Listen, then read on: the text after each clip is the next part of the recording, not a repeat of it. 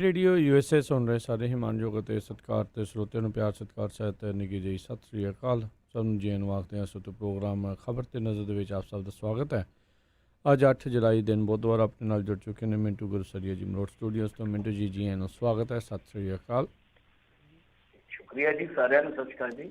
ਸਾਡੇ ਅੱਜ ਦੇ ਪ੍ਰੋਗਰਾਮ ਖਬਰ ਤੇ ਨਜ਼ਰ ਉਸ ਨੂੰ ਸਪਾਂਸਰ ਕਰਦੇ ਨੇ ਖਾਲਸਾ ਇੰਸ਼ੋਰੈਂਸ ਏਜੰਸੀ ਵਾਲੇ, ਜਿਨ੍ਹਾਂ ਦੇ ਕੋਲੋਂ ਤੁਸੀਂ ਹਰ ਇੱਕ ਤਰੀਕੇ ਦੀ ਇੰਸ਼ੋਰੈਂਸ ਕਰਵਾ ਸਕਦੇ ਹੋ। ਇੰਸ਼ੋਰੈਂਸ ਬਾਰੇ ਪਤਾ ਕਰਨ ਲਈ ਕਾਲ ਕਰੋ ਨੰਬਰ 408 272 2500 ਦੇ ਉੱਤੇ। ਇਸ ਦੇ ਨਾਲ ਕ੍ਰਿਸ਼ਨ ਧਨੋਤਾ ਯੂਨੀਵਰਸਿਟੀ, ਬਲਜਿੰਦਰ ਸਿੰਘ ਨਿੱਜਰ ਵੁੱਡਲੈਂਡ, ਗੁਰਪਾਲ ਸਿੰਘ ਸੰਧੂ ਐਂਟੀਲੋਪ, ਨਛੱਤਰ ਸਿੰਘ ਸੰਘਾ ਕਲੋਵਿਸ, ਭਜਨ ਸਿੰਘ, ਜਸਵਿੰਦਰ ਕੌਰ, ਕੁਲਵਿੰਦਰ ਸਿੰਘ, ਕਮਲਜੀਤ ਕੌਰ ਸੈਨ ਹੋਜ਼ੇ, ਜੀ ਐਨ ਟਾਇਰ ਐਂਡ ਲੂਬ ਵਾਲੇ, ਜਿਨ੍ਹਾਂ ਦੇ ਕੋਲੋਂ ਤੁਸੀਂ truck wash, oil change, air brake ਦਾ ਕੰਮ ਕਰਵਾ ਸਕਦੇ ਹੋ। ਨਵੇਂ ਪੁਰਾਣੇ ਟਾਇਰ ਵਾਜਿਬ ਕੀਮਤਾਂ 'ਤੇ ਖਰੀਦ ਸਕਦੇ ਹੋ। ਸੈਂਟਰਨੈਲਾ ਮੰਡੇਰਾ ਦੇ ਵਿੱਚ ਲੋਕੇਸ਼ਨ ਨੇ, ਕਾਲ ਕਰ ਸਕਦੇ ਹੋ Nima Sahota 209 277 0113। West coast truck driving school Fresno ਵਾਲੇ, ਜਿਹੜੇ ਕਿ ਤੁਹਾਨੂੰ ਟਰੱਕ ਦਾ ਲਾਇਸੈਂਸ ਵਧੀਆ ਸਿਖਲਾਈ ਦੇ ਕੇ ਘੱਟ ਸਮੇਂ ਦੇ ਵਿੱਚ ਲੈਣ 'ਚ ਸਹਾਇਤਾ ਕਰਦੇ ਨੇ। ਕਾਲ ਅਜੀਤ ਅਟਵਾਲ 559 374 45 41। ਇਹਨਾਂ ਸਾਰਿਆਂ ਦਾ ਬਹੁਤ ਬਹੁਤ ਧੰਨਵਾਦ। ਜੇਕਰ ਤੁਸੀਂ ਜਾਂ ਕੋਈ ਹੋਰ ਕਾਰੋਬਾਰ ਇਸ ਪ੍ਰੋਗਰਾਮ ਨੂੰ ਸਪਾਂਸਰ ਕਰਨਾ ਚਾਹੁੰਦੇ ਹੋ, ਸੰਪਰਕ ਕਰ ਸਕਦੇ ਹੋ ਨੰਬਰ 408 722 7698 ਦੇ ਉੱਤੇ। ਮਿੰਟੂ ਜੀ, ਗੱਲਬਾਤ ਦਾ ਸਿਲਸਿਲਾ ਸ਼ੁਰੂ ਕਰਦੇ ਹਾਂ। WHO ਤੋਂ ਵੱਖ ਹੋਇਆ ਅਮਰੀਕਾ, ਟਰੰਪ ਸਰਕਾਰ ਨੇ ਭੇਜੀ ਅਧਿਕਾਰਤ ਚਿੱਠੀ। ਹਾਂਜੀ ਬਿਲਕੁਲ, ਇਹ ਕਾਫੀ ਲੰਮੇ ਸਮੇਂ ਤੋਂ ਚੱਲਦੀ ਪਈ ਸੀ ਐਂਡ ਹੋ ਗਿਆ। ਇੱਕ ਬਹੁਤ ਪ੍ਰਭਾਵਸ਼ਾਲੀ ਰਿਸ਼ਤੇ ਦਾ ਤਕਰੀਬਨ ਕਹਿ ਲਈਏ ਤਾਂ ਦੇਖੋ, WHO ਦੇ ਨਾਲ ਇਹਨਾਂ ਦਾ ਵਿਗਾੜਿਆ ਜਿਹੜਾ ਉਹ ਕਰੋਨਾ ਕਰਕੇ ਪਿਆ। ਔਰ WHO ਤੇ ਜਿਹੜੇ ਦੋਸ਼ ਲਾਏ ਆ ਡੋਨਲਡ ਟਰੰਪ ਦੇ, ਉਹ ਦੋਸ਼ ਤਕਰੀਬਨ ਸਹੀ ਹੋਏ ਆ, ਐਸੀ ਗੱਲ ਨਹੀਂ ਹੈਗੀ। ਇਸ ਮਾਮਲੇ 'ਚ ਘੱਟੋ ਘੱਟ ਤੁਸੀਂ ਕਹਿ ਸਕਦੇ ਹੋ ਕਿ ਸਾਡਾ ਪ੍ਰੈਜ਼ੀਡੈਂਟ ਹੈ ਜਿਹੜਾ ਉਹ ਥੋੜਾ ਸਹੀ ਨਿਕਲਿਆ। ਕਿਉਂ? ਕਿਉਂਕਿ ਦੇਖੋ, ਦੋਸ਼ ਮੁੱਢਲੇ ਤੌਰ ਤੇ ਇਹੋ ਸੀਗਾ ਕਿ ਚਾਈਨਾ ਦਾ ਇਹਨਾਂ ਨੇ ਫੇਵਰ ਕੀਤਾ ਵਾ, ਆਹੀ ਦੋਸ਼ ਸੀਗੇ। ਔਰ ਪੂਰੀ ਦੁਨੀਆ ਦੇ ਵਿੱਚ ਵੀ ਇਹ ਦੋਸ਼ ਲੱਗੇ ਆ। ਔਰ ਟੋਲਰੈਂਸ ਬਾਰੇ ਆਪਾਂ ਅੱਗੇ ਵੀ ਗੱਲ ਕੀਤੀ, ਜਿਹੜੇ ਮੁਖੀ ਆ WHO ਦੇ ਇਸ ਟਾਈਮ, ਤਾਂ ਉਹਨਾਂ ਤੇ ਅੱਗੇ ਵੀ ਦੋਸ਼ ਲੱਗੇ ਆ। ਹੁਣ ਤੁਸੀਂ ਇੱਕ ਮਿਸਾਲ ਲੈ ਲਓ ਕਿ ਪ੍ਰੈਜ਼ੀਡੈਂਟ ਠੀਕ ਕਿਸ ਤਰ੍ਹਾਂ ਵਾ, ਕਿਉਂਕਿ 4 ਦਿਨ ਪਹਿਲਾਂ, ਲਾ ਲਓ ਕਿ 3-4 ਦਿਨ ਪਹਿਲਾਂ ਦੀ ਗੱਲ ਆ, WHO ਨੇ ਸ਼ਾਇਦ 4 ਜੁਲਾਈ ਨੂੰ WHO ਨੇ ਖੁਦ ਇਸ ਗੱਲ ਨੂੰ ਤਸਲੀਮ ਕੀਤਾ ਵਾ ਕਿ ਚਾਈਨਾ ਨੇ ਸਾਨੂੰ ਜਾਣਕਾਰੀ ਦਿੱਤੀ ਹੋਈ ਨਹੀਂ। ਮਤਲਬ ਕਰੋਨਾ ਦੀ ਕਿ ਸਾਡੇ ਇੱਥੇ ਭਾਈ COVID-19 ਦੇ ਕੇਸ ਆ ਗਏ, ਕਿਉਂਕਿ ਉਹਨਾਂ ਦੇ ਉੱਤੇ ਕੋਈ ਕਹਿੰਦਾ ਅਕਤੂਬਰ 'ਚ ਆ ਗਏ, ਨਵੰਬਰ ਦੇ ਵਿੱਚ ਤੇ ਮਤਲਬ ਕਿ ਰਿਕਾਰਡ ਤੇ ਆ ਗਏ, ਤਾਂ ਇਹਨਾਂ ਨੂੰ ਦਸੰਬਰ ਦੇ ਐਂਡ 'ਚ ਜਾ ਕੇ ਪਤਾ ਲੱਗਦਾ। ਜਾਨੀ ਕਹਿ ਸਕਦੇ ਹਾਂ ਕਿ ਮੀਡੀਆ ਆਊਟਲੈਟ ਉਹਨੂੰ ਕਵਰ ਕਰਦੇ ਆ ਜਨਵਰੀ ਦੇ ਪਹਿਲੇ ਹਫ਼ਤੇ 'ਚ। ਤਾਂ ਇਹ ਜਿਹੜੀ ਇਨਫੋਰਮੇਸ਼ਨ ਗਈ WHO ਦੇ ਕੋਲ, ਅਧਿਕਾਰਤ ਇਨਫੋਰਮੇਸ਼ਨ, ਉਹ ਜਾਂਦੀ ਆ ਬਿਲਕੁਲ ਦਸੰਬਰ ਦੇ ਐਂਡ ਦੇ ਵਿੱਚ। ਤੇ ਇਹ ਕਹਿੰਦੇ ਆ ਕਿ ਦੇਖੋ, ਸਾਨੂੰ ਚਾਈਨਾ ਨੇ ਨਹੀਂ ਦੱਸਿਆ, ਸਾਨੂੰ ਦੱਸਿਆ ਵਾ ਜਿਹੜਾ ਸਾਡਾ ਉੱਥੇ ਆਫਿਸ ਆ ਉਹਨੇ। ਹਾਲਾਂਕਿ ਵਿੱਚੋਂ ਇਹ ਵੀ ਗੱਲ ਚੱਲੀ ਕਿ ਅਸਲ ਦੇ ਵਿੱਚ ਕਿਸੇ ਨੇ ਨਹੀਂ ਇਹਨਾਂ ਨੂੰ ਦੱਸਿਆ, ਇਹਨਾਂ ਨੂੰ ਦੱਸਿਆ ਤਾਈਵਾਨ ਨੇ, ਕਿਉਂਕਿ ਤਾਈਵਾਨ ਨੂੰ ਪਤਾ ਲੱਗ ਗਿਆ ਸੀਗਾ, ਤਾਈਵਾਨ ਪਹਿਲਾਂ ਹੀ ਜੋ ਕਰਨਾ ਸੀਗਾ। ਤਾਂ ਬਹਰਹਾਲ ਉਹਨਾਂ ਨੇ ਇਸ ਬਾਬਤ ਸਟੈਪ ਵੀ ਚੱਕੇ ਤੇ ਇਹਨਾਂ ਨੂੰ ਸੂਚਿਤ ਵੀ ਕੀਤਾ। ਹਾਲਾਂਕਿ ਉਹ WHO ਦੇ ਮੈਂਬਰ ਨਹੀਂ ਹੈ, ਕਿਉਂਕਿ ਚਾਈਨਾ ਆਪਣੇ ਇਨਫਲੂਐਂਸ ਦੇ ਨਾਲ ਉਹਨਾਂ ਨੂੰ ਉੱਥੇ ਬੈਠ ਨਹੀਂ ਦਿੰਦਾ। ਤਾਂ ਹੁਣ ਇਹ ਰੇੜਕਾ ਜਿਹੜਾ ਦੇਖ ਲਓ ਕਿਵੇਂ ਵਧਿਆ, ਕਿਉਂਕਿ ਉਸ ਤੋਂ ਬਾਅਦ ਜਿੱਦਾਂ ਹੀ ਮੰਨ ਲਓ ਇਹ ਗੱਲ ਨਿਕਲਦੀ ਆ ਜਨਵਰੀ ਦੇ ਵਿੱਚ, ਉਸ ਤੋਂ ਬਾਅਦ ਜਿਹੜੇ ਟੋਡਰਸ ਆ, ਪਹਿਲਾਂ ਤੇ ਉਹ ਇਹ ਕਹਿੰਦੇ ਆ ਕਿ ਹਿਊਮਨ ਟੂ ਹਿਊਮਨ ਇਹਦੀ ਟ੍ਰਾਂਸਮਿਸ਼ਨ ਹੀ ਨਹੀਂ ਹੁੰਦੀ। 14 ਕੁ ਉਹ ਮੇਰੇ ਖਿਆਲ ਦੇ ਨਾਲ ਜਨਵਰੀ ਦੀ ਗੱਲ ਆ। ਦੇਖੋ WHO ਦੀ ਕਰਤੂਤ। ਫਿਰ ਉਸ ਤੋਂ ਬਾਅਦ ਜਨਵਰੀ ਦੇ ਵਿੱਚ ਜਦੋਂ ਮੇਰੇ ਖਿਆਲ ਦੇ ਨਾਲ ਅਮਰੀਕਾ ਦੇ ਵਿੱਚ ਵੀ ਕੇਸ ਆ ਗਿਆ, ਆਈ ਥਿੰਕ 20 ਦੇ ਕਰੀਬ ਆ ਗਿਆ ਸੀਗਾ ਪਹਿਲਾ ਕੇਸ, ਜਾਂ ਪਹਿਲੀ ਡੈਥ ਦਾ ਕੇਸ ਆ ਗਿਆ। ਔਰ ਉਸ ਤੋਂ ਬਾਅਦ ਇਹ ਜਨਵਰੀ ਦੇ ਮਤਲਬ ਕਿ ਵੁਹਾਨ ਦੇ ਵਿੱਚ ਲਾਕਡਾਊਨ ਤੋਂ ਬਾਅਦ ਇਹ ਜਾਂਦੇ ਚਾਈਨਾ ਦੇ ਵਿੱਚ ਟੋਲਰੈਂਸ। ਤਾਂ ਉੱਥੇ ਕਹਿੰਦੇ ਆ ਕਿ ਜੋ ਕਰੋਨਾ ਦੇ ਨਾਲ ਲੜਾਈ ਇਹਨਾਂ ਨੇ ਲੜੀ ਆ, ਔਰ ਜਿਸ ਤਰੀਕੇ ਨਾਲ ਪਾਰਦਰਸ਼ਤਾ ਵਿਖਾਈ ਆ, ਅਸੀਂ ਇਹਨਾਂ ਨੂੰ ਬਈ ਸਲਾਹ ਦਿੰਦੇ ਹਾਂ। ਇਹ ਟੋਲਰੈਂਸ ਸਾਹਿਬ ਜਾ ਕੇ ਚਾਈਨਾ 'ਚ ਕਹਿ ਰਹੇ ਨੇ, ਸ਼ੀ ਜਿਨਪਿੰਗ ਦੇ ਨਾਲ ਆਫੀਸ਼ੀਅਲੀ ਮੀਟਿੰਗ ਕਰਦੇ ਆ। ਹੁਣ ਵੇਖੋ ਇਹ ਸਭ ਕੁਛ ਹੋਇਆ, ਅੱਜ ਉਹ ਕਹਿੰਦੇ ਆ ਕਿ ਸਾਨੂੰ ਕੋਈ ਸੂਚਨਾ ਨਹੀਂ ਮਿਲੀ। ਤਾਂ ਫਿਰ ਜਿਹੜੇ ਉਹ ਪਹਿਲਾਂ ਟਵੀਟ ਸੀਗੇ, ਔਰ ਇੱਥੋਂ ਤੱਕ ਕਿ ਜਦੋਂ ਅਮਰੀਕਾ ਨੇ ਵੁਹਾਨ ਤੋਂ ਆਉਣ ਵਾਲੀਆਂ 에ਅਰਲਾਈਨਸ ਰਿਸਟ੍ਰਿਕਟਡ ਕੀਤੀਆਂ, ਸ਼ਾਇਦ ਮੇਰੇ ਖਿਆਲ ਦੇ ਨਾਲ ਪੱਕਾ ਬੈਨ ਹੀ ਲਾਤਾ ਸੀ ਉਸ ਸਮੇਂ ਇਹਨਾਂ ਨੇ, ਤਾਂ ਉਦੋਂ ਵੀ WHO ਨੇ ਚਾਈਨਾ ਦੀ ਫੇਵਰ ਕੀਤੀ ਕਿ ਨਹੀਂ, ਇਹ ਗਲਤ ਗੱਲ ਹੈ ਭਾਈ, ਤੁਸੀਂ ਜੋ ਕਰ ਰਹੇ ਹੋ ਗਲਤ ਕਰ ਰਹੇ ਹੋ, ਜੋ ਇਸ ਤਰ੍ਹਾਂ ਦੀਆਂ ਪਾਬੰਦੀਆਂ ਇੰਪੋਜ਼ ਕਰ ਰਹੇ ਹੋ। ਤਾਂ ਤੁਸੀਂ ਆਪ ਹੀ ਅੰਦਾਜ਼ਾ ਲਾ ਲਓ ਕਿ ਇਸ ਮਾਮਲੇ 'ਚ ਕੌਣ ਸੱਚਾ ਸਾਬਤ ਹੋ ਰਿਹਾ। ਹਾਂ, ਹੁਣ ਡੋਨਲਡ ਟਰੰਪ ਨੇ ਜਿਹੜਾ ਰਿਸ਼ਤਾ ਤੋੜਿਆ ਉਹਦੇ ਤੇ ਤੁਸੀਂ ਵੀ ਕਿੰਤੂ ਪ੍ਰੰਤੂ ਕਰ ਸਕਦੇ ਹੋ, ਅਮਰੀਕਾ ਵਾਲੇ, ਅਸੀਂ ਵੀ ਕਰ ਸਕਦੇ ਹਾਂ ਕਿ ਇਸ ਵਕਤ ਕੀ ਇਹ ਜ਼ਰੂਰੀ ਸੀਗਾ? ਕਿਉਂ ਨਾ, ਕਿਉਂਕਿ ਦੇਖੋ ਤੁਹਾਡੇ ਵੀ ਇੱਥੇ ਹਾਲੇ ਬਹੁਤ ਸਾਰਾ ਅਸਰ ਹੈ ਕਰੋਨਾ ਦਾ, ਔਰ ਦੁਨੀਆ ਦੇ ਵਿੱਚ ਵੀ ਹੈ ਹਾਲੇ, ਕਿ ਹੋਰ ਥੋੜਾ ਜਿਹਾ ਸਮਾਂ ਲਿਆ ਜਾਂਦਾ, ਇੱਕ ਵਾਰੀ ਇਸ ਬਿਮਾਰੀ ਨਾਲ ਨਜਿੱਠਿਆ ਜਾਂਦਾ ਤਾਂ ਉਸ ਤੋਂ ਬਾਅਦ ਕੋਈ ਡਿਸੀਜਨ ਲਿਆ ਜਾ ਸਕਦਾ ਸੀ। ਪਰ ਡੋਨਲਡ ਟਰੰਪ ਤੁਹਾਨੂੰ ਪਤਾ ਕਿ ਇਸ ਵੇਲੇ ਇਲੈਕਸ਼ਨ ਮੋਡ ਦੇ ਵਿੱਚ ਆ, ਉਹਨਾਂ ਨੂੰ ਇਹੀ ਲੱਗਦਾ ਕਿ ਜਿਹੜਾ ਕੰਮ ਖਰਾਬ ਹੋਇਆ, ਹੁਣ ਇਸ ਸਾਰੇ ਖਰਾਬੇ ਦਾ ਜਿਹੜਾ ਇੱਕ ਠੀਕਰਾ ਵਾ ਉਹ ਚੱਕ ਕੇ ਚਾਈਨਾ ਤੇ ਭੰਨਿਆ ਜਾਵੇ, ਔਰ ਮੈਂ ਦਿਖਾ ਦੇਵਾਂ ਕਿ ਹਾਂ ਭਾਈ ਮੈਂ ਇਸ ਮਾਮਲੇ ਦੇ ਵਿੱਚ ਬਹੁਤ ਸਖਤ ਰਿਹਾ ਹਾਂ ਕਿ ਮੈਂ ਐਕਸ਼ਨ ਕੀਤੇ ਆ। ਸੋ ਇਹੀ ਚੀਜ਼ ਆ। ਪਰ ਹੁਣ ਵੱਡਾ ਸਵਾਲ ਇਹ ਰਹੇਗਾ ਕਿ ਜਿੱਦਾਂ ਬਿਲ ਗੇਟਸ ਦੀ ਫਾਊਂਡੇਸ਼ਨ ਆ, ਬਹੁਤ ਵੱਡਾ ਇੱਕ ਮੈਂ ਕਹੂੰ ਹਿੱਸਾ ਜਿਹੜਾ, ਜਿਵੇਂ ਲਾ ਲਓ ਕਿ WHO ਦਾ ਜਿਹੜਾ ਲਾ ਲਓ ਕਿ ਕੁਝ ਪਰਸੈਂਟ ਜਿਹੜਾ ਅਮਰੀਕਾ ਪੇ ਕਰਦਾ, ਤਾਂ ਓਨਾ ਹੀ ਤਕਰੀਬਨ ਮੇਰੇ ਖਿਆਲ ਦੇ ਨਾਲ ਦੂਜੇ ਲੋਕ ਵੀ ਕਰਦੇ ਆ, ਤਾਂ ਕਿ ਉਹ ਰਾਸ਼ੀ ਜਿਹੜੀ ਜਾਂਦੀ ਆ ਉਹਨੂੰ ਵੀ ਰੋਕਣਗੇ ਜਾਂ ਨਹੀਂ ਰੋਕਣਗੇ? ਕਿਉਂਕਿ ਗੇਟਸ ਫਾਊਂਡੇਸ਼ਨ ਨੇ ਤੇ ਕਿਹਾ ਕਿ ਅਸੀਂ ਆਪਣੀ ਜਾਰੀ ਰੱਖਾਂਗੇ ਸਹਾਇਤਾ, ਕਿਉਂਕਿ ਉਹਨਾਂ ਦੀਆਂ ਆਪਣੀਆਂ ਤੁਹਾਨੂੰ ਪਤਾ ਹੀ ਹੈ ਦਵਾਈਆਂ ਕੰਪਨੀਆਂ ਜੋ ਵੀ ਚੱਲਦੀਆਂ ਦੂਜਾ, ਤਾਂ ਉਹਨਾਂ ਨੇ ਸਾਫ਼ ਕਿਹਾ ਕਿ ਪ੍ਰੈਜ਼ੀਡੈਂਟ ਉਹਨਾਂ ਨੂੰ ਵੀ ਰੋਕਣਗੇ? ਇਹ ਬਹੁਤ ਵੱਡਾ ਸਵਾਲ ਹੈ। ਬਹਰਹਾਲ ਕੁਝ ਕਰੋਨਾ ਦੇ ਨਾਲ ਜੁੜੀਆਂ ਹੋਰ ਖਬਰਾਂ ਮੈਂ ਸਾਂਝੀਆਂ ਕਰਦਾ ਚੱਲਾਂ ਕਿ ਬ੍ਰਾਜ਼ੀਲੀ ਰਾਸ਼ਟਰਪਤੀ ਹੈ ਜਿਹੜੇ ਜ਼ੇਰ ਬੋਲਸੋਨਾਰੋ, ਉਹ ਵੀ ਕਰੋਨਾ ਵਾਇਰਸ ਦੇ ਚਪੇਟੇ 'ਚ ਆ ਗਏ ਆ, ਕਿਉਂਕਿ ਉਹਨਾਂ ਨੇ ਬੜੀਆਂ ਟੀਚਰਾਂ ਕੀਤੀਆਂ ਸੀ, ਤੁਹਾਨੂੰ ਪਤਾ ਹੀ ਹੈ ਨਾ ਕਰੋਨਾ, ਉਹ ਵੀ ਪੋਜ਼ਿਟਿਵ ਪਾਏ ਗਏ ਅਖੀਰ। ਤਾਂ WHO ਨੇ ਇੱਕ ਚੀਜ਼ ਹੋਰ ਮੰਨੀ ਅੱਜ, ਕਹਿੰਦੇ ਕਿ ਕਰੋਨਾ ਵਾਇਰਸ ਹਵਾ ਰਾਹੀਂ ਫੈਲ ਸਕਦਾ, ਇਹਦੇ ਸਬੂਤ ਮਿਲ ਰਹੇ ਆ। ਤਾਂ ਇਹ ਵੀ ਵੱਡੀ ਗੱਲ ਜਿਹੜੀ ਉਹਨਾਂ ਨੇ ਤਸਲੀਮ ਕਰ ਲਈ ਆ ਹੌਲੇ ਹੌਲੇ। ਤਾਂ ਖੈਰ ਦੂਜੇ ਪਾਸੇ ਜੇ ਭਾਰਤ ਦੀ ਗੱਲ ਕਰੀਏ, ਤੀਜੇ ਨੰਬਰ ਤੇ ਪਹੁੰਚ ਗਏ ਕੇਸਾਂ ਦੇ ਮਾਮਲੇ ਦੇ ਵਿੱਚ, ਔਰ ਇਸ ਤੋਂ ਇਲਾਵਾ ਇੱਕ ਬਹੁਤ ਵੱਡਾ ਪੇਪਰ ਜਿਹੜਾ ਇਹਨਾਂ ਨੇ ਆਪ ਹੀ ਸ਼ਾਇਆ ਕੀਤਾ, ਉਹਦੇ ਵਿੱਚ ਇੱਕ ਸੂਤਾ ਫਸ ਗਿਆ, ਕਿਉਂਕਿ ਅਪ੍ਰੈਲ ਦੇ ਵਿੱਚ ਹੀ ਤਕਰੀਬਨ ਸੰਕੇਤ ਇਹਨਾਂ ਨੇ ਦੇ ਦਿੱਤੇ। ਉਸ ਪੇਪਰ ਦੇ ਵਿੱਚ ਸਾਫ਼ ਲਿਖਿਆ ਗਿਆ ਕਿ ਕਮਿਊਨਿਟੀ ਟ੍ਰਾਂਸਮਿਸ਼ਨ ਤਕਰੀਬਨ ਸ਼ੁਰੂ ਹੋ ਚੁੱਕਾ ਅਪ੍ਰੈਲ ਦੇ ਵਿੱਚ ਹੀ। ਕੇਸ ਐਸੇ ਆ ਕਿ ਜਿੱਥੇ ਪਤਾ ਨਹੀਂ ਲੱਗ ਰਿਹਾ ਕੁਝ ਦਾ। ਤਾਂ ਹੁਣ ਜਦ ਇਹਨਾਂ ਨੇ ਲਾਸਟ ਮੇਰੇ ਖਿਆਲ ਦੇ ਨਾਲ 11 ਜੂਨ ਨੂੰ ਆਫੀਸ਼ੀਅਲ ਪ੍ਰੈਸ ਕਾਨਫਰੰਸ ਕੀਤੀ ਸੀਗੀ, ਤਾਂ ਉਹਦੇ 'ਚ ਮੰਨਦੇ ਨਹੀਂ ਸੀਗੇ, ਉਹਦੇ 'ਚ ਅਧਿਕਾਰਤ ਤੌਰ ਤੇ ਨਹੀਂ ਮੰਨੇ, ਜੋ ਪੇਪਰ ਸ਼ਾਇਆ ਕੀਤਾ ਉਹਦੇ ਵਿੱਚ ਸੰਕੇਤ ਦੇ ਗਏ ਆ। ਖੈਰ ਪੰਜਾਬ ਦੀ ਗੱਲ ਕਰੀਏ ਤਾਂ ਕਾਫੀ ਇੱਥੇ ਵੀ ਮਾਹੌਲ ਹੈ ਜਿਹੜਾ ਖਰਾਬ ਹੈ ਕਰੋਨਾ ਦੇ ਹੱਥੋਂ। ਸੰਗਰੂਰ ਦੇ ਸਿਵਲ ਸਰਜਨ ਨੂੰ ਕਰੋਨਾ ਹੋ ਗਿਆ, ਵੈਸੇ ਅਫਸਰਾਂ ਵੱਲ ਦੁਆਲੇ ਹੋ ਗਿਆ ਕਰੋਨਾ, ਬਹੁਤ ਬੁਰੀ ਹਾਲਤ ਹੈ। ADC ਜਗਰਾਓਂ ਜਿਹੜੇ ਆ ਉਹ ਵੀ ਪੋਜ਼ਿਟਿਵ ਪਾਏ ਗਏ। ADC ਜਿਹੜੇ ਹੈਗੇ ਖੰਨਾ ਦੇ ਅਮਰਜੀਤ ਸਿੰਘ ਬੈਂਸ ਜਨਰਲ ADC, ਉਹ ਵੀ ਪੋਜ਼ਿਟਿਵ। SDM ਮੇਰੇ ਖਿਆਲ ਦੇ ਨਾਲ ਉਹ ਵੀ ਪਾਏ ਗਏ ਆ। ਹੁਸ਼ਿਆਰਪੁਰ ਦੇ ਤੇ ਨਗਰ ਨਿਗਮ ਕਮਿਸ਼ਨਰ ਦਾ ਵੀ ਕਰੋਨਾ ਟੈਸਟ ਪੋਜ਼ਿਟਿਵ ਆਇਆ। ਸੋ ਇਸ ਤਰ੍ਹਾਂ ਕਾਫੀ ਜ਼ਿਆਦਾ, ਜਿੱਦਾਂ ਲਾ ਲਓ ਕਿ ਸੈਸ਼ਨ ਜੱਜ ਬਠਿੰਡਾ ਦੇ ਉਹ ਵੀ ਮਲੇਟੇ ਦੇ ਵਿੱਚ ਆ ਗਏ। ਕਾਫੀ ਅਫਸਰ ਹੈ, ਜਾਨੀ ADC ਜਗਰਾਓਂ ਤੋਂ ਲੈ ਕੇ ਜੇ ਆਪਾਂ ਦੇਖੀਏ ਇਸ ਤੋਂ ਪਹਿਲਾਂ ਜਿਹੜੇ ਅਮਰਜੀਤ ਸਿੰਘ ਬੈਂਸ ਤੇ ਖੰਨਾ ਦੇ SDM ਉਹ ਵੀ ਕਰੋਨਾ ਪੋਜ਼ਿਟਿਵ ਆਏ ਗਏ, ਤੇ ਹੁਣ ਹੁਸ਼ਿਆਰਪੁਰ ਦੇ SDM ਤੇ ਨਗਰ ਨਿਗਮ ਕਮਿਸ਼ਨਰ ਵੀ ਜਿਹੜੇ ਆ ਉਹ ਮਲੇਟੇ 'ਚ ਆ ਗਏ। ਸੈਸ਼ਨ ਜੱਜ ਜਿਹੜਾ ਮੈਂ ਤੁਹਾਨੂੰ ਕਿਹਾ ਬਠਿੰਡਾ ਦਾ, ਉਹ ਵੀ ਤੁਸੀਂ ਨਾਲ ਗਿਣ ਲਓ। ਤਾਂ ਕਾਫੀ ਅਫਸਰ ਜਿਹੜੇ ਆ ਇੱਕੋ ਦਿਨ ਮਲੇਟੇ ਦੇ ਵਿੱਚ ਆ ਗਏ ਆ।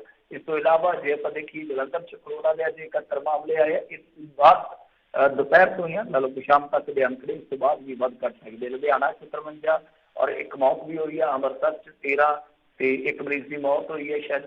ਜ਼ਿਲ੍ਹਾ ਸੰਗਰੂਰ 'ਚ 7 ਨਵੇਂ, ਫਿਰੋਜ਼ਪੁਰ 'ਚ 10 ਨਵੇਂ ਤੇ ਗੁਰਦਾਸਪੁਰ 'ਚ 8 ਹੋਰ ਮਰੀਜ਼ ਜਿਹੜੇ ਆ ਨਵੇਂ ਸਾਹਮਣੇ ਆਏ ਆ। ਮੋਗਾ ਜ਼ਿਲ੍ਹੇ 'ਚ ਵੀ ਅੱਜ ਇਹ ਬੰਬ ਫਟਿਆ, ਕਰੋਨਾ ਬੰਬ, ਉੱਥੇ ਵੀ ਇੱਕਦਮ 15 ਕੇਸ ਸਾਹਮਣੇ ਆਏ ਤੇ ਨਿਊ ਟਾਊਨ ਦੀ ਗਲੀ ਨੰਬਰ 7 ਜਿਹੜੀ ਉਹ ਸੀਲ ਕਰ ਦਿੱਤੀ ਗਈ ਹੈ ਜੀ। ਜੀ ਤੇ ਮਿੰਟੂ ਜੀ ਅਗਲੀ ਜਿਹੜੀ ਖਬਰ ਤੇ ਨਜ਼ਰ ਮਾਰੀਏ ਤੇ ਕਹਿੰਦੇ ਕਾਂਗਰਸ ਦੀ ਵੱਧ ਸਕਦੀ ਹੈ ਮੁਸ਼ਕਲ, 3 ਟਰਸਟਾਂ ਦੀ ਹੋਵੇਗੀ ਜਾਂਚ। ਦੇਖੋ ਇਹਨਾਂ ਦੇ ਜਿਹੜੇ 3 ਟਰਸਟ ਆ ਉਹ ਗਾਂਧੀ ਫੈਮਿਲੀ ਦੇ ਹੀ ਟਰਸਟ ਆ। ਜਦੋਂ ਰਾਜੀਵ ਗਾਂਧੀ ਦੀ ਮੌਤ ਹੋ ਗਈ, ਸੋਨੀਆ ਗਾਂਧੀ ਨੇ ਰਾਜੀਵ ਗਾਂਧੀ ਫਾਊਂਡੇਸ਼ਨ ਇੱਕ ਲਿਆਂਦੀ ਸੀਗੀ ਹੋਣ ਦੇ ਵਿੱਚ। ਮਤਲਬ ਕਿ ਉਹਦੇ ਕੰਮ ਕੀ ਆ ਕਿ ਜਿੱਦਾਂ ਅੰਡਰ ਪ੍ਰਿਵਿਲੇਜ ਲੋਕ ਆ ਉਹਨਾਂ ਨੂੰ ਹੈਲਪ ਕਰਨਾ, ਜਿਹੜੇ ਅੰਗਹੀਨ ਲੋਕ ਆ ਉਹਨਾਂ ਨੂੰ ਦੇਣੀ ਹੈਲਪ। ਇਸ ਤੋਂ ਇਲਾਵਾ ਜੋ ਹੈਗੀ ਆ ਸਾਇੰਸ ਅਤੇ ਟੈਕਨੋਲੋਜੀ, ਇਹੋ ਜਿਹੀ ਸਿੱਖਿਆ ਜਿਹੜੀ ਉਹਦਾ ਪ੍ਰਸਾਰ ਕਰਨਾ, ਇਸ ਤਰ੍ਹਾਂ ਦੇ ਬੇਸਿਕ ਕੰਮ ਆ ਉਸ ਫਾਊਂਡੇਸ਼ਨ ਦੇ। ਤਾਂ ਉਹਦੇ 'ਚ ਕੀ ਦੋਸ਼ ਲੱਗਾ ਸੀਗਾ?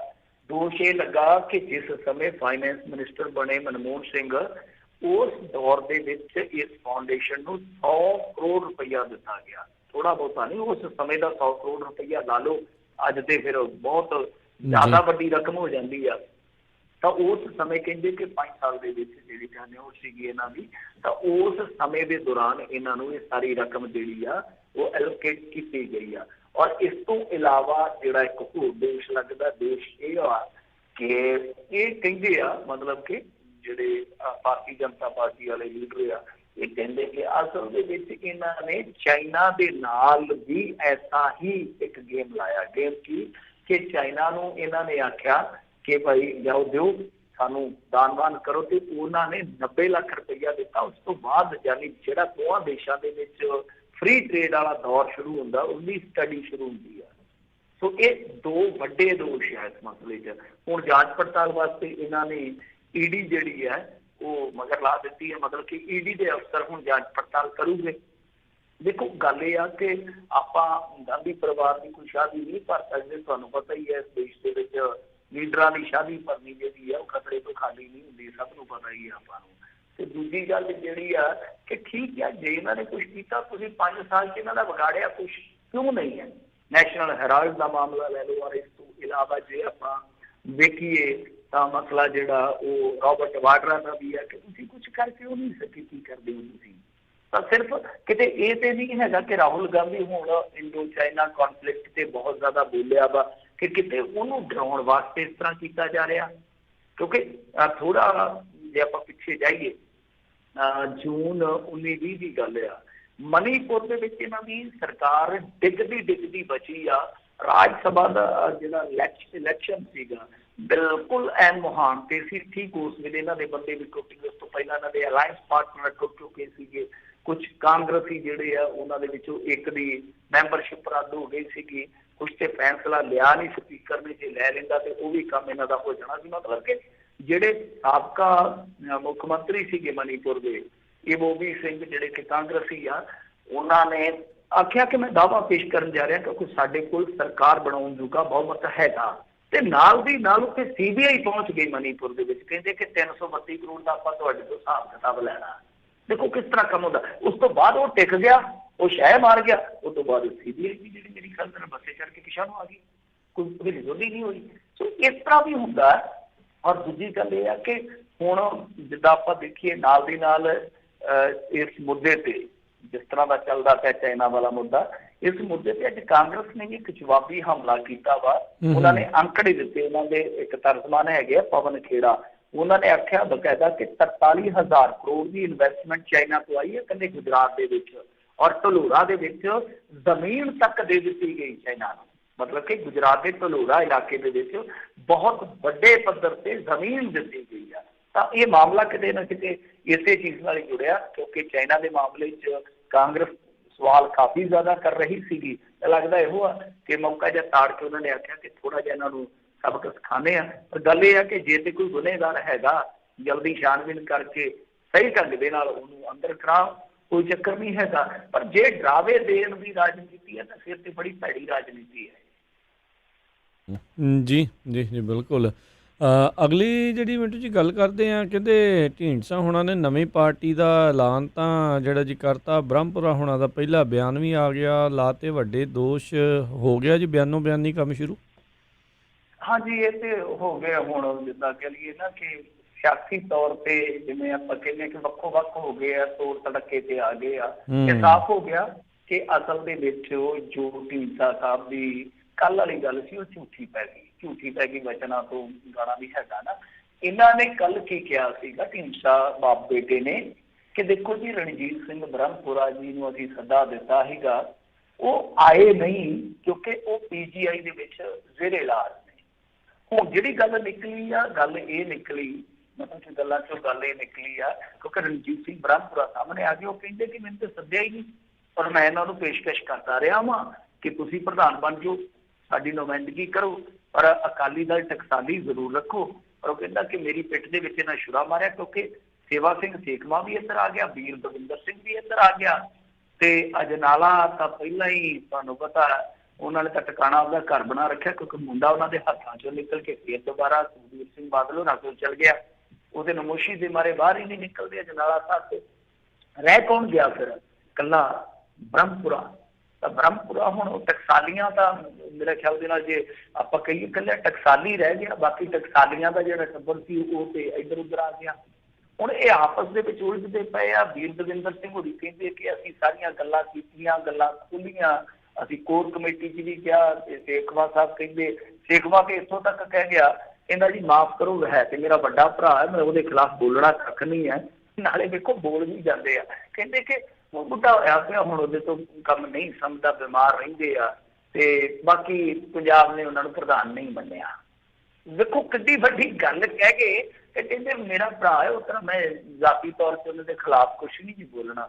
ਇੰਨੀ ਮਸੂਮੀਅਤ ਲੀਡਰਾਂ ਦੇ ਵਿੱਚ ਮੇਰੇ ਖਿਆਲ ਦੇ ਨਾਲ ਦੁਨੀਆ ਦੇ ਹੋਰ ਕਿਸੇ ਖਿੱਤੇ 'ਚ ਨਹੀਂ ਪਾਈ ਜਾਂਦੀ ਹੋਣੀ। ਉਹਨਾਂ ਨੇ ਸਾਰੀ ਗੱਲ ਵੀ ਕਲੀਅਰ ਕਰ ਦਿੱਤੀ ਕਿ ਪੰਜਾਬ ਵਾਲੇ ਇਹਨਾਂ ਨੂੰ ਕਬਾਲ ਨਹੀਂ ਸੀ ਕਰਦੇ ਪਏ, ਮੰਨਦੇ ਨਹੀਂ ਸੀ ਪਏ, ਔਰ ਬੁੱਢੇ ਹੋ ਗਏ, ਬਿਰਧ ਹੋ ਗਏ ਆ।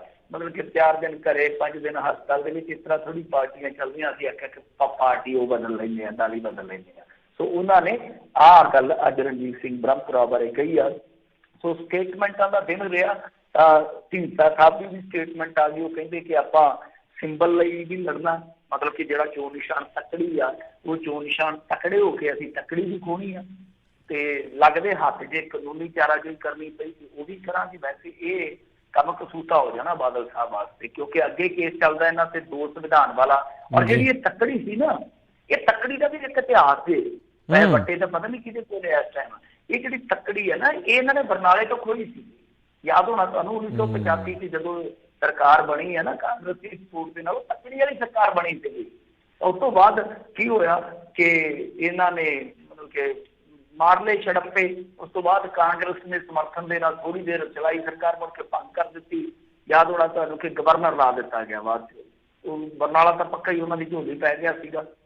ਤਾਂ ਖੈਰ ਉਸ ਸਮੇਂ ਬਰਨਾਲਾ ਸਰਕਾਰ ਤੱਕੜੀ ਤੇ ਬਣੀ। ਤਾਂ ਤੱਕੜੀ ਫਿਰ ਕੌਣ ਲੈ ਕੇ? ਬਾਦਲ ਤੇ ਢੀਂਡਸਾ, ਇਹਨਾਂ ਨੇ ਖੋਲੀ ਤੱਕੜੀ। ਹੁਣ ਉਸੇ ਤੱਕੜੀ ਨੂੰ ਲੈ ਕੇ ਇਹ ਵੱਟਿਓ ਵੱਟੀ ਹੋਣ ਡਏ ਆ। ਤਾਂ ਮੈਂ ਅੱਗੇ ਕਹਿੰਦਾ, ਮੈਂ ਕਿਹਾ ਜੇ ਤੱਕੜੀ ਲੈ ਵੀ ਜਾਓਗੇ ਢੀਂਡਸਾ ਸਾਹਿਬ ਕੋਈ ਗੱਲ ਨਹੀਂ, ਬਾਦਲ ਸਾਹਿਬ ਬਹੁਤ ਪਹੁੰਚੇ ਹੋਏ ਖਿਡਾਰੀ ਆ। ਉਹਨਾਂ ਨੇ ਬਿਨਾਂ ਡੰਡੀ ਵਾਲੀ ਤੱਕੜੀ ਲੈ ਲੈਣੀ ਆ। ਉਹਨਾਂ ਨੇ ਭੁਲੇਖਾ ਪਾਉਣ ਵਾਸਤੇ ਕਿਹਾ ਵੀ ਇੱਕ ਤੱਕੜੀ ਹੈਗੀ ਹੈ, ਜਾਂ ਇੱਕ ਬੱਟਾ ਰੱਖ ਲੈਣਗੇ ਵਿੱਚ, ਸਾਡੀ ਭਾਰੀ ਹੈ ਤੱਕੜੀ। ਤਾਂ ਖੈਰ ਇਹ ਸਾਰੀਆਂ ਚੀਜ਼ਾਂ ਅੱਜ ਚੱਲੀਆਂ ਨੇ। ਪਰ ਗੱਲ ਇਹ ਆ ਕਿ ਕੰਮ ਦੀ ਗੱਲ ਕੁਛ ਨਹੀਂ ਹੈਗੀ।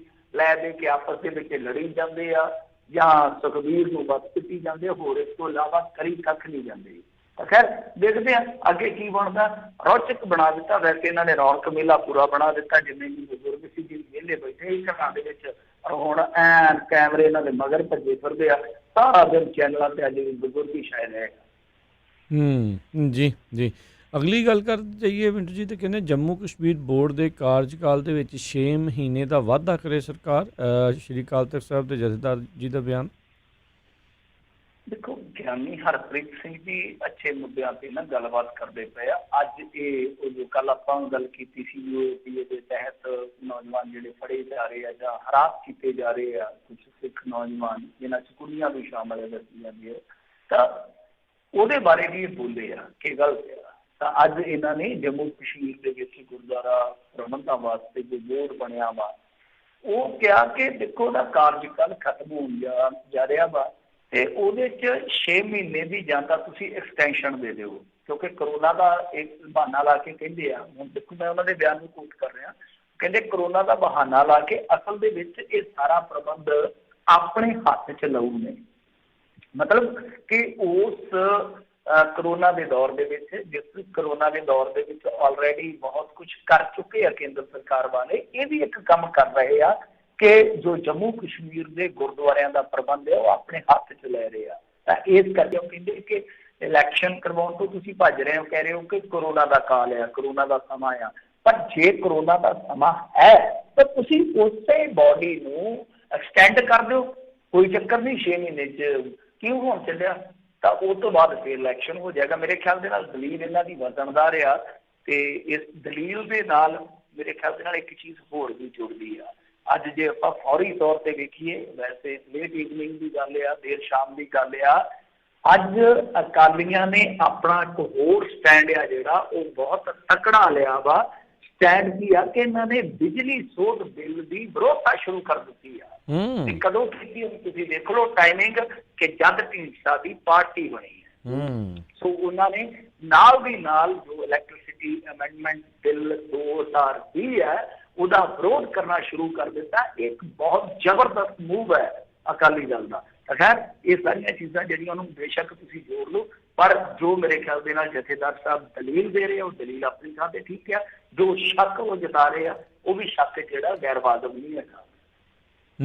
ਜੀ ਜੀ। ਅਗਲੀ ਆਪਾਂ ਮਿੰਟੂ ਜੀ ਗੱਲ ਕਰਦੇ ਜਾਈਏ, ਕਹਿੰਦੇ ਜਿਆਣੀ ਹੁਣਾਂ ਨੇ ਕਿਹਾ ਤੇਲ ਚਾਹੇ 1000 ਨੂੰ ਹੋ ਜਾਵੇ ਪਰਵਾਹ ਨਾ ਕਰੋ।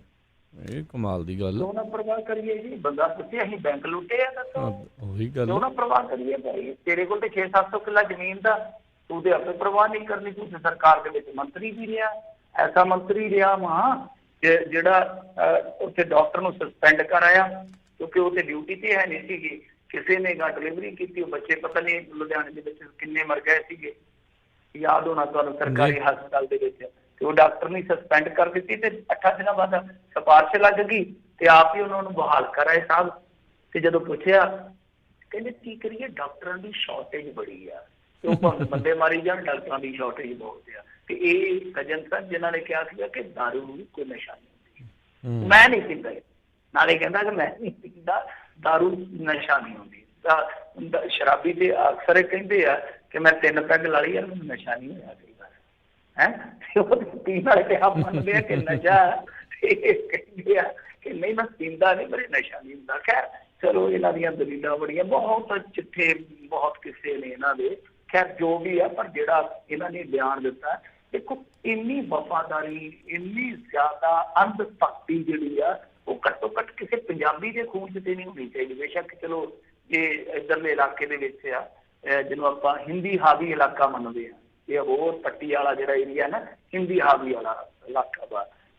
ਪਰ ਜੋ ਵੀ ਆ, ਇੰਨਾ ਜ਼ਿਆਦਾ ਕਿਸੇ ਪੰਜਾਬੀ ਨੂੰ ਅੰਧ ਭਗਤੀ ਦੇ ਵਿੱਚ ਲੀਨ ਨਹੀਂ ਹੋਣਾ ਚਾਹੀਦਾ। ਕਹਿੰਦੇ ਕਿ 1000 ਰੁਪਏ ਪ੍ਰਤੀ ਲੀਟਰ ਵੀ ਜੇ ਤੇਲ ਹੋ ਜਾਂਦਾ ਤੇ ਕੋਈ ਫਿਕਰ ਨਹੀਂ ਕਰਨਾ ਚਾਹੀਦਾ, ਸਾਨੂੰ ਫਖਰ ਕਰਨਾ ਚਾਹੀਦਾ ਸਗੋਂ ਕਿ ਮੋਦੀ ਸਾਹਿਬ ਉਹ ਪੈਸਾ ਜਿਹੜਾ ਦੇਸ਼ ਦੀ ਸੇਵਾ ਦੇ ਵਿੱਚ ਲਾ ਰਹੇ ਆ। ਇਹਨਾਂ ਦੇ ਕੋਲ ਤੇ ਬਹੁਤ ਪ੍ਰਾਪਰਟੀ ਆ, ਮੈਂ ਇਹਨਾਂ ਨੂੰ ਜਾਣਦਾ ਜਾਤੀ ਤੌਰ ਤੇ, ਬਹੁਤ ਜਾਇਦਾਦ ਹੈ ਇਹਨਾਂ ਦੇ ਕੋਲ।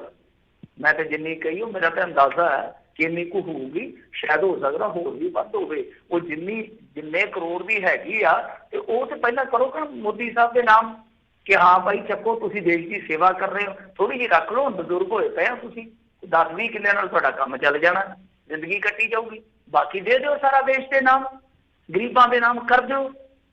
ਸੋ ਆਪ ਕਰਨਾ ਕਤਰਨਾ ਕੱਖ ਨਹੀਂ ਹੈ। ਇਹ ਮੇਰੇ ਖਿਆਲ ਦੇ ਨਾਲ ਬੜੀ ਹਾਸੋਹੀਣੀ ਗੱਲ ਹੈ। 1000 ਨੂੰ ਪੈਟਰੋਲ, ਦੇਖੋ ਗੱਲ ਕੀ ਹੈ, ਇਹਨਾਂ ਨੂੰ ਸ਼ਾਇਦ ਇਹ ਨਹੀਂ ਪਤਾ, ਇਹ ਪਰ ਬਾਹਰ ਘੱਟ ਨਿਕਲਦੇ ਅੱਜ ਕੱਲ੍ਹ। ਮੈਂ ਦੱਸ ਦਿੰਦਾ, ਹੁਣ ਇੱਕ ਦਿਹਾੜੀਦਾਰ ਆ, ਨੌਜਵਾਨ ਆ, ਅੱਜ ਕੱਲ੍ਹ ਤੁਹਾਨੂੰ ਪਤਾ ਪਿੰਡਾਂ ਦੇ ਵਿੱਚੋਂ ਵੀ ਮਜ਼ਦੂਰ ਜਿਹੜੇ ਆ ਨਾ, ਉਹ ਸ਼ਹਿਰ ਜਾਂਦੇ ਆ ਜਾਂ ਲਾਭੇ ਪਿੰਡਾਂ 'ਚ ਜਾਂਦੇ ਆ, ਤੇ ਉਹਨਾਂ ਦੇ ਕੋਲ ਵੀ ਸਕੂਟਰ ਜਾਂ ਮੋਟਰਸਾਈਕਲ ਹੁੰਦੇ ਆ। ਤੇ ਉਹ ਹੁਣ ਫੂਕਾਂ ਤੇ ਤਾਂ ਚੱਲਦੇ ਨਹੀਂ ਹੈ, ਤੇਲ ਫੂਕਣਾ ਪੈਂਦਾ ਉਹਨਾਂ ਦੇ ਵਿੱਚ। ਇੱਕ ਦਿਹਾੜੀਦਾਰ ਇਹਨਾਂ ਦੇ ਕਹਿਣ ਅਨੁਸਾਰ ਜੇ 1000 ਨੂੰ ਤੇਲ ਪਵਾਉਣ ਲੱਗਾ ਤੇ ਕੀ 5-6 ਦਿਨ ਉਹ ਜਵਾਕਾਂ ਦੇ ਮੂੰਹ ਤੇ ਪੱਟੀ ਬੰਨ ਦੇਵੇ ਕਿ ਕੋਈ ਗੱਲ ਨਹੀਂ, 1000 ਦਾ ਪਹਿਲਾਂ ਤੇਲ ਜਿਹੜਾ ਪਾਇਆ ਉਹ ਦਿਹਾੜੀਆਂ ਪੂਰਾ ਕਰ ਲਵਾਂ, ਉਸ ਤੋਂ ਬਾਅਦ ਰੋਟੀ ਜੋਗਾ ਵੀ ਜੁਗਾੜ ਹੋ ਜਾਊਗਾ। ਇਹ ਸ਼ਰਮਨਾਕ ਬਿਆਨ ਨੇ ਕਿ ਤੁਸੀਂ ਇੰਨਾ ਜ਼ਿਆਦਾ ਲੀਨ ਹੋ ਕੇ ਅੰਧ ਭਗਤੀ ਦੇ ਵਿੱਚ ਇਹੋ ਜਿਹਾ ਬਿਆਨ ਦੇ ਰਹੇ ਹੋ। 1000 ਨੂੰ ਲੀਟਰ ਹੋ ਜਾਵੇ, ਤੁਹਾਨੂੰ ਤੇ ਇਹ ਕਹਿਣਾ ਚਾਹੀਦਾ ਕਿ ਹਾਂ ਭਾਈ ਕੇਂਦਰ ਸਰਕਾਰ ਜਿਹੜੀ ਆ ਉਹ ਕੁਛ ਰਿਆਇਤ ਦੇਵੇ, ਕਿਉਂਕਿ ਖੇਤੀ ਪ੍ਰਧਾਨ ਸੂਬਾ, ਲੋਕ ਬਹੁਤ ਸਾਰੇ ਜਿਹੜੇ ਆ ਤੇਲ ਬਾਲਦੇ ਆ ਪੰਜਾਬ ਦੇ ਵਿੱਚ। ਹਾਲਾਂਕਿ ਕਹਿੰਦੇ ਕਿ ਸਟੇਟ ਨੂੰ ਕਰਨਾ ਚਾਹੀਦਾ ਘੱਟ, ਕੇਂਦਰ ਦਾ ਤਾਂ ਪਤਾ ਹੀ ਤੁਹਾਨੂੰ, ਕਹਿੰਦੇ ਕਿ ਜਿਹੜੇ ਉਹ ਸੇਵਾ ਕਰਦੇ ਆ ਲੋਕਾਂ ਦੀ, ਠੀਕ ਆ, ਤੇ ਜਿਹੜੇ ਕੈਪਟਨ ਸਾਹਿਬ ਉਹ 10 ਰੁਪਏ ਘੱਟ ਕਰਨ ਦੇ ਰੇਟ। ਤੇ ਬੰਦਾ ਪੁੱਛੇ ਕੈਪਟਨ ਅਮਰਿੰਦਰ ਸਿੰਘ ਹੈ ਜਿਹੜਾ, ਉਹ ਗਰੀਬਾਂ ਨੂੰ ਨਹੀਂ ਦਿੰਦਾ, ਫਿਰ ਇਹਨਾਂ ਦਾ ਕਹਿਣਾ ਕਿ ਉਹਨਾਂ ਦੀ ਸਰਕਾਰ ਜਿਹੜੀ ਆ ਉਹ ਸਾਰਾ ਪੈਸਾ ਸਵਿਸ ਬੈਂਕ ਦੇ ਵਿੱਚ ਘੱਲ ਦਿੰਦੀ ਆ। ਜੇ ਮੋਦੀ ਸਾਹਿਬ ਸੇਵਾ ਚਲਾਉਂਦੇ ਆ, ਇਹ ਨਹੀਂ ਕਹਿ ਸਕਦੇ ਕਿ ਅਸੀਂ ਵੀ ਭਾਈ ਸੇਵਾ ਚਲਾਉਂਦੇ ਆ। ਤਾਂ ਸੇਵਾ ਲਾਉਣ ਦੇ ਚੱਕਰ 'ਚ ਦੂਜਿਆਂ ਦੀ ਖਲ ਲਾਉਣ ਦਾ ਜਿਹੜਾ ਕੰਮ ਚੱਲੀ ਜਾਂਦਾ, ਇਹ ਬੰਦ ਹੋਣਾ ਚਾਹੀਦਾ। ਜੀ ਜੀ।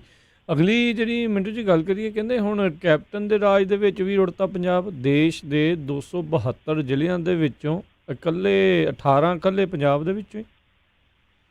ਹਾਂਜੀ ਦੇਖੋ, ਇਹ ਦੱਸਦੇ ਆ ਕਿ ਕੋਈ ਕੇਂਦਰ ਸਰਕਾਰ ਨੇ ਕਰਾਈ ਹੈ ਕੋਈ ਸਟੱਡੀ, ਹਾਲਾਂਕਿ ਮੇਰੇ ਕੋਲ ਕੋਈ ਮੈਨੂੰ ਤੇ ਲੱਗੀ ਰਿਕਾਰਡ ਦੇ ਵਿੱਚ ABP ਤੇ ਖਬਰ ਸੀਗੀ, ਤਾਂ ਉਹਨਾਂ ਨੇ ਕਿਹਾ ਕਿ ਜੋ 272 ਜ਼ਿਲ੍ਹਿਆਂ ਦੀ ਪਛਾਣ ਕੀਤੀ ਗਈ ਹੈ ਕੁੱਲ ਕੇਂਦਰ ਸਰਕਾਰ ਵੱਲੋਂ, ਕਿ ਜਿਹੜੇ ਕਾਫੀ ਜ਼ਿਆਦਾ ਡਰੱਗ ਦੀ ਗ੍ਰਿਫਤ ਦੇ ਵਿੱਚ ਆ, ਪਕੜ ਦੇ ਵਿੱਚ ਆ, ਤਾਂ ਉਹਦੇ ਵਿੱਚੋਂ 18 ਜ਼ਿਲ੍ਹੇ ਇਕੱਲੇ ਸਾਡੇ ਪੰਜਾਬ ਦੇ ਆ।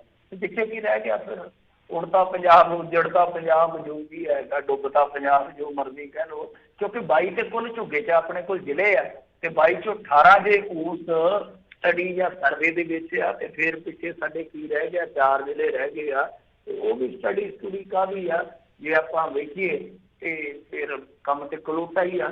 ਉਸ ਤਰ੍ਹਾਂ ਭਾਰਤੀ ਜਨਤਾ ਪਾਰਟੀ ਦੇ ਲੀਡਰਾਂ ਨੇ ਤੰਜ ਕੱਸੀ ਆ, ਕਹਿੰਦੇ ਕਿ ਕੈਪਟਨ ਅਮਰਿੰਦਰ ਸਿੰਘ ਪ੍ਰਿਅੰਕਾ ਗਾਂਧੀ ਤੋਂ ਸਰਕਾਰੀ ਬੰਗਲਾ ਜਿਹੜਾ ਖਾਲੀ ਕਰਾਇਆ ਗਿਆ ਸੀ ਉਹਦੇ ਵਿਰੋਧ ਦੇ ਵਿੱਚ ਵਿਅਸਤ ਆ। ਉਹਨਾਂ ਨੂੰ ਚਾਹੀਦਾ ਕਿ ਜੋ 4 ਹਫ਼ਤੇ ਦਾ ਦਾਅਵਾ ਲੈ ਕੇ ਆਏ ਸੀਗੇ ਉਹ 3 ਸਾਲ ਦੇ ਬਾਅਦ ਵੀ ਸੱਚ ਨਹੀਂ ਹੋਇਆ, ਉਹਨੂੰ ਸੱਚ ਸਾਬਤ ਕਰਨ। ਇਹ ਵਿਜੇ ਸਾਂਪਲਾ ਜੀ ਨੇ ਕਿਹਾ। ਤਾਂ ਖੈਰ ਦੇਖੋ, ਗੱਲ ਇਹ ਆ ਕਿ ਅੱਜ ਵਿਜੇ ਸਾਂਪਲਾ ਜੀ ਨੂੰ ਇਹ ਚੀਜ਼ਾਂ ਚੇਤੇ ਆ ਗਈਆਂ ਤੇ ਜਦੋਂ ਕਾਂਗਰਸ ਵਾਲੇ ਰਾਹੁਲ ਗਾਂਧੀ ਨੇ ਇੱਥੇ ਖੜ ਕੇ ਆਖਿਆ ਸੀਗਾ ਕਿ 70% ਤੁਹਾਡੀ ਜਿਹੜੀ ਜਵਾਨੀ ਉਹਦਾ ਬੇੜਾ ਗਰਕ ਹੋਇਆ ਪਿਆ, ਤੇ ਉਦੋਂ ਸਿੱਟ ਖਲੋਤੇ ਸਨ।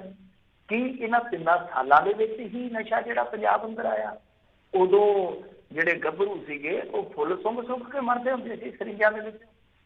ਇਹ ਵੀ ਚੀਜ਼ ਵੇਖਣ ਵਾਲੀ ਹੈ ਨਾ ਕਿ ਉਸ ਵੇਲੇ ਜਦੋਂ ਕੋਈ ਕਹਿੰਦਾ ਸੀਗਾ ਤੇ ਤੁਸੀਂ ਅੱਗੋਂ ਅੱਡੀਆਂ ਚੁੱਕ ਕੇ ਪੈ ਜਾਂਦੇ ਹੁੰਦੇ ਸੋ ਕਿ ਪੰਜਾਬ ਨੂੰ ਬਦਨਾਮ ਨਾ ਕਰੋ, ਫਲਾਹ ਨਾ ਕਰੋ, ਧਮਕਾ ਨਾ ਕਰੋ। ਪਰ ਗੱਲ ਇਹ ਆ ਕਿ ਇਹ ਸਾਰੀਆਂ ਚੀਜ਼ਾਂ ਜਿਹੜੀਆਂ ਉਹ ਇਹਨਾਂ ਲਈ ਸਿਆਸੀ ਖੇਡਾਂ ਦੇ ਰੂਪ ਦੇ ਵਿੱਚ ਆ। ਇਹ ਸੀਰੀਅਸਲੀ ਨਹੀਂ ਲੈਂਦੇ, ਚਾਹੇ ਵਿਰੋਧੀ ਧਿਰ ਦੇ ਵਿੱਚ ਹੋਣ, ਚਾਹੇ ਇਹ ਸੱਤਾਧਾਰੀ ਹੋਣ। ਪਰ ਪੰਜਾਬ ਵਾਸਤੇ ਇਹ ਬਹੁਤ ਖਤਰਨਾਕ ਖੇਡਾਂ ਨੇ। ਬਿਲਕੁਲ ਇਸ ਗੱਲ ਨਾਲ ਸਹਿਮਤ ਹਾਂ ਕਿ ਨਸ਼ਾ ਹੈ, ਡਰੱਗ ਹੈ ਔਰ ਬਹੁਤ ਮਾਰੂ ਅਸਰ ਹੈ ਪੰਜਾਬ ਦੇ ਵਿੱਚ। ਪਰ ਰਾਜਨੀਤੀ ਤੇ ਉਹਦਾ ਕੋਈ ਅਸਰ ਨਹੀਂ ਹੈ। ਰਾਜਨੀਤੀ ਨੂੰ ਕੋਈ ਫਰਕ ਨਹੀਂ ਪੈ ਰਿਹਾ। ਆ ਤੁਸੀਂ ਲਾਕਡਾਊਨ ਦੇ ਵਿੱਚ ਦੇਖ ਲਓ, ਆਪਾਂ ਕਿੰਨੀ ਵਾਰੀ ਗੱਲ ਕੀਤੀ ਕਿ ਓਵਰਡੋਜ਼ ਦੇ ਨਾਲ ਬੱਚੇ ਮਰਨ ਡਏ ਆ। ਥੋੜੇ ਦਿਨ ਪਹਿਲਾਂ ਹੀ ਇੱਕ ਗਾਇਕ ਹੈ ਜਿਹੜਾ ਖੁਦ ਚਿੱਟੇ ਦਾ ਗੀਤ ਗਾਉਂਦਾ ਸੀਗਾ ਕਿ ਚਿੱਟੇ ਦੀ ਲਾਈਨ ਨੇ ਗੱਭਰੂ ਖਾ ਲਿਆ, ਤੇ ਉਹ ਖੁਦ ਗੱਭਰੂ ਹੈ ਜਿਹੜਾ ਉਹ ਚਿੱਟੇ ਨੇ ਖਾ ਲਿਆ ਗਾਉਣ ਵਾਲਾ। ਇਹ ਚੀਜ਼ਾਂ ਜਿਹੜੀਆਂ ਬਹੁਤ ਮਾੜੀਆਂ ਨੇ। ਰਾਜਨੀਤੀ ਬੰਦ ਹੋਣੀ ਚਾਹੀਦੀ ਹੈ ਰਲ ਮਿਲ ਕੇ। ਹੁਣ ਜੇ ਕੇਂਦਰ ਨੇ ਸਟੱਡੀ ਕਰਵਾ ਲਈ ਆ, ਚਲੋ ਸਾਡੇ 18 ਜ਼ਿਲ੍ਹੇ ਜਿਹੜੇ ਆ ਉਹ ਇਹਨਾਂ ਨੇ ਆਈਡੈਂਟੀਫਾਈਡ ਕਰ ਹੀ ਲਏ ਆ, ਤੇ ਹੁਣ ਲਿਆਉਣ ਕੋਈ ਕੌਮੀ ਪੱਧਰ ਤੋਂ ਕੋਈ ਪਾਲਿਸੀ ਬਣਵਾ ਕੇ ਲਿਆਉਣ। ਜੀ ਜੀ। ਅਗਲੀ ਮਿੰਟ 'ਚ ਗੱਲ ਕਰੀਏ, ਕਹਿੰਦੇ ਪੰਜਾਬ ਦੇ ਲੋਕਾਂ ਦੇ ਨਾਲੋਂ ਕੈਦੀਆਂ ਵਾਸਤੇ ਇਲਾਜ ਵਧੇਰੇ। ਹਾਂਜੀ ਦੇਖੋ, ਇਹ ਨਾ ਅੱਜ ਟ੍ਰਿਬਿਊਨ ਦੇ ਵਿੱਚ ਖਬਰ ਲੱਗੀ ਸੀ, ਬੜੀ ਹੈਰਾਨ ਕਰਨ ਵਾਲੀ ਖਬਰ ਆ ਕਿ ਇਸ ਵੇਲੇ ਜੋ ਸਿਹਤ ਬਜਟ ਹੈ ਜਿੱਦਾਂ ਜਿਹਨਾਂ ਦਾ ਬਜਟ ਅੱਡ ਬਣਦਾ ਨਾ, ਸਭ ਨੂੰ ਪਤਾ ਹੋਣਾ, ਤਾਂ ਉਸ ਬਜਟ ਦੇ ਮੁਤਾਬਕ ਐਵਰੇਜ ਜੇ ਲਾਓਗੇ ਇੱਕ ਕੈਦੀ ਨੂੰ ਇਲਾਜ ਵਾਸਤੇ 1600 ਰੁਪਇਆ ਹਿੱਸੇ ਆਉਂਦਾ ਤੇ ਆਵਾਮ ਚੋਂ ਇੱਕ ਬੰਦੇ ਨੂੰ ਮਹਿਜ਼ 1200 ਹਿੱਸੇ ਆਉਂਦਾ। ਬੜੀ ਇੰਟਰਸਟਿੰਗ ਗੱਲ ਆ, ਬੜਾ ਇੰਟਰਸਟਿੰਗ ਫੈਕਟ ਆ ਇਹ ਕਿ ਜੋ ਸਾਡਾ ਓਵਰਆਲ ਬਜਟ ਹੈ ਸਿਹਤ ਵਾਸਤੇ ਜਿਹੜਾ ਹੁਣ ਚਲੰਤ ਵਿੱਤੀ ਵਰੇ ਦਾ, ਉਹਦੇ ਵਿੱਚ ਜੇ ਆਪਾਂ ਵੇਖੀਏ ਐਵਰੇਜ ਉਹ 1200 ਰੁਪਇਆ ਪੈਂਦਾ ਵਾ ਤੇ ਇੱਧਰ 1600। ਦੂਜੀ ਗੱਲ ਇਹ ਆ ਕਿ ਕੈਦੀ ਦਾ ਦੇਖੋ, ਕੈਦੀ ਦਾ ਇਲਾਜ ਤੇ ਸਰਕਾਰ ਨਹੀਂ ਕਰਾਉਣਾ, ਕਿਉਂਕਿ ਜਦੋਂ ਸਰਕਾਰ ਦੀ ਹਿਰਾਸਤ ਦੇ ਵਿੱਚ ਆ ਉਹਦਾ ਹੱਕ ਬਣਦਾ ਕਿ ਉਹ ਇਲਾਜ ਹੈ ਜਿਹੜਾ ਸਰਕਾਰ ਦੇ ਪਾਸੋਂ ਕਰਵਾਵੇ। ਪਰ ਇੱਕ ਚੀਜ਼ ਤੁਹਾਨੂੰ ਹੋਰ ਇੰਟਰਸਟਿੰਗ ਦੱਸਦਾ, ਜਿਹੜੀ ਇਸ ਵੈਸੇ ਖਬਰ ਦੇ ਵਿੱਚ ਵੀ ਆ ਪਰ ਮੈਨੂੰ ਪਤਾ ਕਿ ਜੇ ਮੰਨ ਲਓ ਕੈਦੀ ਦੇ ਇਲਾਜ ਤੇ 5 ਲੱਖ ਵੀ ਲੱਗਦਾ ਤੇ ਉੱਥੇ 5 ਲੱਖ ਵੀ ਲਾ ਦਿੰਦੀ ਹੈ ਸਰਕਾਰ। ਔਰ ਇਹਨਾਂ ਨੇ ਬਕਾਇਦਾ ਕੁਛ ਨਾਂ ਵੀ ਜਿਹੜੇ ਆ ਉਹ ਛਾਇਆ ਕੀਤੇ ਆ ਕਿ ਫਲਾ ਕੈਦੀ ਤੇ ਇੰਨੇ ਲੱਗੇ ਆ। ਇੰਟਰਸਟਿੰਗ ਇੱਕ ਚੀਜ਼ ਹੋ ਰਿਹਾ ਕਿ ਇੱਥੇ ਜੇ ਕੋਈ ਕੈਂਸਰ ਦਾ ਮਰੀਜ਼ ਆ ਗਰੀਬ, ਤੇ ਉਹਨੂੰ ਇਹ 1.5 ਲੱਖ ਤੋਂ ਵੱਧ ਦੁੱਕੀ ਨਹੀਂ ਦਿੰਦੇ, ਜਦ ਕਿ ਬੀਬੀ ਬਾਦਲ ਨੂੰ ਕੈਂਸਰ ਹੋਏ ਤੋਂ 3.5 ਕਰੋੜ ਰੁਪਇਆ ਖਜ਼ਾਨੇ 'ਚ ਵੀ ਮਿਲ ਜਾਂਦਾ ਅਮਰੀਕਾ 'ਚ ਇਲਾਜ ਕਰਾਉਣ ਵਾਸਤੇ। ਇੰਟਰਸਟਿੰਗ ਚੀਜ਼ਾਂ ਨੇ। ਸੋ ਬਹਰਹਾਲ ਗੱਲਾਂ ਇਹ ਆ ਕਿ ਸਾਡਾ ਜਿਹੜਾ ਜਨਤਕ ਸਿਹਤ ਢਾਂਚਾ ਆ ਉਹ ਖਤਮ ਹੋ ਚੁੱਕਾ, ਫਨਾਹ ਹੋ ਚੁੱਕਾ। ਜੇ ਉਹਨੂੰ ਇਹ ਤਰਜੀਹ ਦੇ ਕੇ ਅੱਗੇ ਲਿਆਉਣ ਤਾਂ ਕੋਈ ਵੱਡੀ ਗੱਲ ਨਹੀਂ ਹੈ, ਸਾਰੀਆਂ ਚੀਜ਼ਾਂ ਠੀਕ ਹੋ ਸਕਦੀਆਂ। ਪਰ ਇਹ ਠੀਕ ਆ ਕਿ ਕੁਛ ਕੈਦੀਆਂ ਤੇ ਪੈਸਾ ਖਰਚ ਵੀ ਹੁੰਦਾ, ਪਰ ਬਹੁਤ ਸਾਰੇ ਕੈਦੀ ਜਿਹੜੇ ਆ ਕਈ ਵਾਰ ਇੱਕ ਗੋਲੀ ਵਾਸਤੇ ਤਰਸਦੇ ਰਹਿੰਦੇ, ਤੇ ਜਿਹੜੇ ਅਮੀਰ ਲੋਕ ਆ ਉਹਨਾਂ ਦੇ ਟਿਕਾਣਿਆਂ ਤੇ ਟੀਕੇ ਵੀ ਪਹੁੰਚੀ ਜਾਂਦੇ ਆ, ਕੈਪਸੂਲ ਵੀ ਪਹੁੰਚੀ ਜਾਂਦੇ ਆ। ਜੀ ਜੀ ਜੀ ਬਿਲਕੁਲ। ਅਤੇ ਮਿੰਟੂ ਜੀ, ਸਮਾਂ ਆਪਣੇ ਪ੍ਰੋਗਰਾਮ ਦਾ ਸਮਾਪਤ ਆ। ਦੂਬੇ ਦੇ ਬਾਰੇ ਕੋਈ ਹੈ ਅਪਡੇਟ ਤਾਂ ਦੱਸ ਦਿਓ ਜਾਂਦੇ। ਹਾਂਜੀ, ਦੂਬੇ ਦਾ ਇੱਕ ਸਾਥੀ ਅੱਜ ਮੇਰੇ ਖਿਆਲ ਦੇ ਨਾਲ ਇਨਕਾਊਂਟਰ 'ਚ ਇਹਨਾਂ ਨੇ ਮਾਰ ਦਿੱਤਾ ਵਾ, ਤੇ ਇੱਕ ਦੋ ਗ੍ਰਿਫਤਾਰੀਆਂ ਜਿਹੜੀਆਂ ਉਹਦੇ ਨਜ਼ਦੀਕੀ ਸਾਥੀਆਂ ਦੀਆਂ ਹੋਈਆਂ, ਉਹਦੇ ਬਾਰੇ ਇਹ ਖਬਰ ਆਈ ਆ ਕਿ ਫਰੀਦਾਬਾਦ ਦੇ ਵਿੱਚ ਉਹਨੂੰ ਵੇਖਿਆ ਗਿਆ ਤੇ ਵੇਖ ਕੇ ਉਹਨੂੰ ਕੀ ਕਰਨਾ ਸੀਗਾ, ਫੜ ਲੈਂਦੇ ਹੁਣ ਲੱਗੇ ਆ ਉਹਦੇ ਮਗਰ। ਇਨਾਮ ਇਹਨਾਂ ਨੇ ਪਹਿਲਾਂ 25,000 ਰੱਖਿਆ, ਸ਼ਾਇਦ 2.5 ਲੱਖ ਕਰ ਦਿੱਤਾ, ਹੁਣ ਕਹਿੰਦੇ ਕਿ 45 ਲੱਖ ਕਰ ਦਿੱਤਾ। ਉਹ ਵੇਖੋ ਹੁਣ ਕਿਹਦੇ ਭਾਗ ਖੁੱਲ ਗਏ ਆ। ਜੀ ਜੀ। ਤੇ ਮਿੰਟੂ ਜੀ ਬਹੁਤ ਬਹੁਤ ਧੰਨਵਾਦ, ਤੁਸੀਂ ਸਾਡੇ ਨਾਲ ਜੁੜੇ, ਇਹਨਾਂ ਖਬਰਾਂ ਬਾਰੇ ਜਾਣਕਾਰੀ ਦਿੱਤੀਆਂ। ਅਗਲੀ ਵਾਰ ਤੱਕ ਲਈ ਬੜੀ ਮਿਹਰਬਾਨੀ। ਪਿਆਰ ਭਰੀ ਸਤਿ ਸ਼੍ਰੀ ਅਕਾਲ ਜੀ। ਸਤਿ ਸ੍ਰੀ ਅਕਾਲ ਜੀ। ਤੇ ਸਰੋਤੇ, ਇੱਥੇ ਹੀ ਸਾਡਾ ਅੱਜ ਦਾ ਪ੍ਰੋਗਰਾਮ ਸਮਾਪਤ ਹੈ। ਮਿਲਦੇ ਹਾਂ ਅਗਲੀ ਵਾਰ ਤੱਕ ਲਈ। ਮੇਰੇ ਵੱਲੋਂ ਵੀ ਸਭ ਨੂੰ ਸਤਿ ਸ਼੍ਰੀ ਅਕਾਲ। ਸੁਣਦੇ ਰਹੋ ਪੰਜਾਬੀ ਰੇਡੀਓ USA।